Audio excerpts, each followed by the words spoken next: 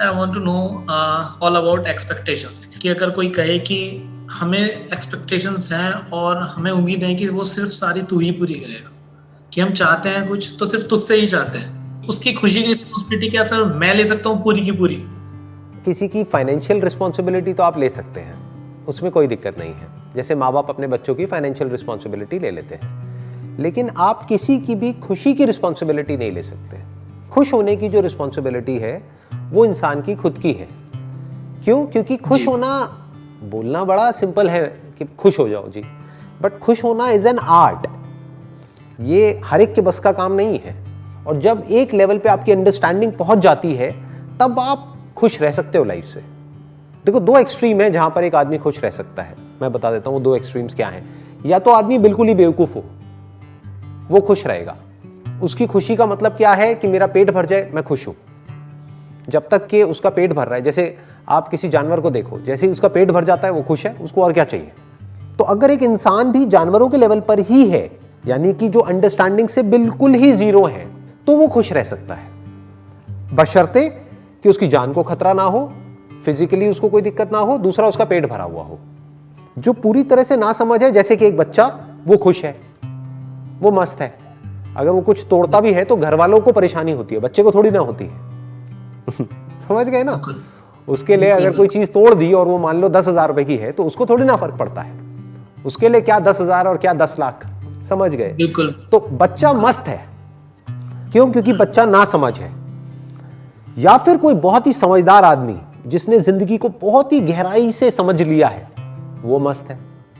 बीच में जो लोग हैं वो सब फंसे हुए हैं, और 99.99% लोग बीच में हैं, जो हैं बेवकूफ लेकिन समझते खुद को समझदार हैं। अब ऐसे लोगों का क्या इलाज है? क्योंकि जो समझदार होगा वो कभी भी सामने वाले से कुछ एक्सपेक्ट करेगा ही नहीं, या उतना ही एक्सपेक्ट करेगा जिसमें आपको भी दिक्कत नहीं होगी। बिल्कुल सर। जो आप आसानी से पूरी कर सको। फॉर एग्जाम्पल, एक मछली है तो मैं मछली से इतना ही एक्सपेक्ट करूंगा कि वो पानी में रहे और आराम से तैरती रहे, तो मछली को भी उसमें कोई दिक्कत नहीं है। जहां मैंने मछली से एक्सपेक्ट किया कि तू हवा में उड़ के दिखा, तो मछली के लिए भी प्रॉब्लम है, मेरे लिए भी प्रॉब्लम है। समझ गए ना? तो ये दुनिया बेवकूफों से भरी है। ना समझ बेवकूफ नहीं है, ध्यान से समझ लेना। एक बच्चा बेवकूफ नहीं है, बच्चा ना समझ है। बेवकूफ वो है जो खुद को समझदार समझता है लेकिन है एक्चुअल में ना समझ। उसको समझ नहीं है जिंदगी की, उसको समझ नहीं है रिलेशनशिप्स की, उसको समझ नहीं है लाइफ की, लेकिन उसको एक गलतफहमी है कि नहीं, मुझे तो सब पता है, मेरी एज है तो मुझे सब पता है, मैं ये हूं तो मुझे सब पता है, मेरे नाम के आगे ये लगा हुआ है तो मुझे सब पता है, तुम मुझे क्या सिखाओगे? यस सर, ये है ना प्रॉब्लम। सर।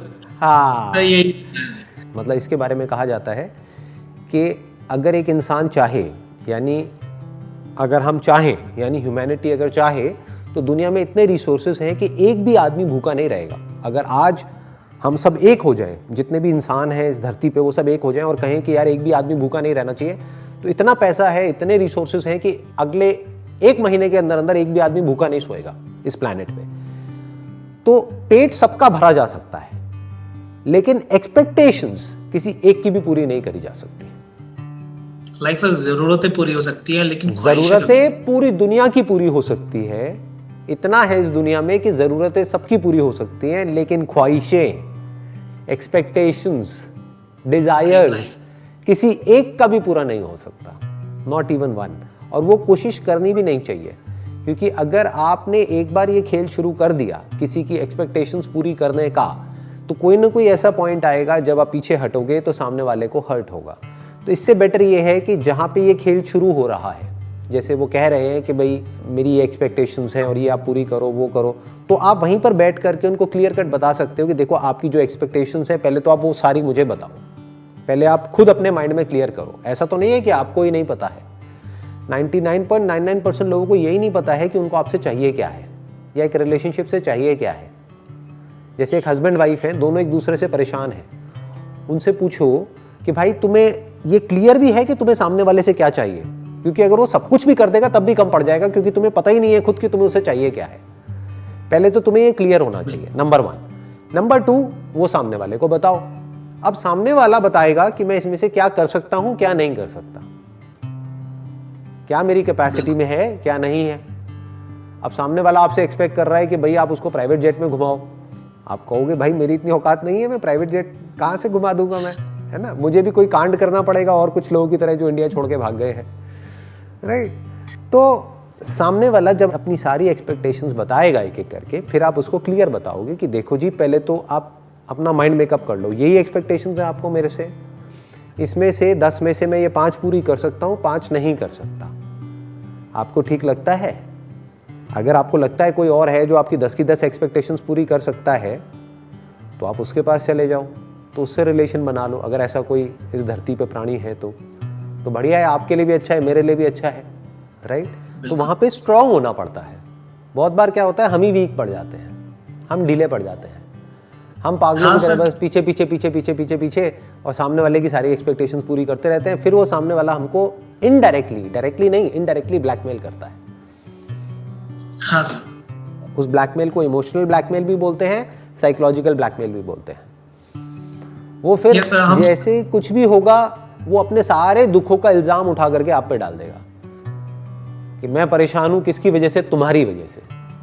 बस यस, फंस गए, अब क्या करोगे। एक सर मैं आपसे चीज पूछना चाहता हूँ।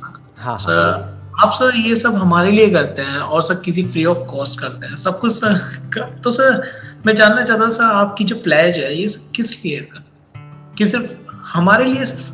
मैं एक बात कहूँगा, आप बताना कि वो सच है या झूठ है, कि मैं जो भी करने वाला हूँ या मैं जो भी कर रहा हूँ उसका असर पूरी दुनिया पे हो रहा है और होने वाला है।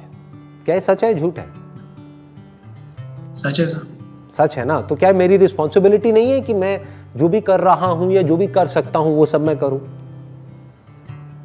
बिल्कुल सर। ये मेरी अपनी रिस्पॉन्सिबिलिटी है, ये मेरे ऊपर कोई ऑब्लिगेशन नहीं है, ये मुझे किसी ने कोई टास्क नहीं दिया है कि तुम्हें ये करना ही पड़ेगा। जब इंसान खुद की रिस्पॉन्सिबिलिटी को समझता है तो वो ये भी समझता है कि क्या करने लायक है और क्या नहीं है, और फिर वो करना ही होता है at any cost. As a human being हमारे ऊपर बहुत बड़ी रिस्पॉन्सिबिलिटी है, सिर्फ मेरे ऊपर नहीं, आपके ऊपर भी, क्योंकि आप भी जो कुछ कर रहे हो उसका असर पूरी दुनिया पे होने वाला है। बट इस बात को हम देख नहीं पाते हैं। बहुत लोग ये सोचते हैं कि अरे मैंने जो भी किया उससे किसी को क्या फर्क पड़ता है। यस सर, है ना, हाँ, अरे फर्क पड़ता है। आप जो भी कुछ करने वाले हो उसका इस दुनिया पे बहुत बड़ा असर आने वाला है, बिकॉज आपको नहीं पता कि आप जो भी कर रहे हो छोटे से छोटा उसकी वजह से क्या होने वाला है। You don't know that.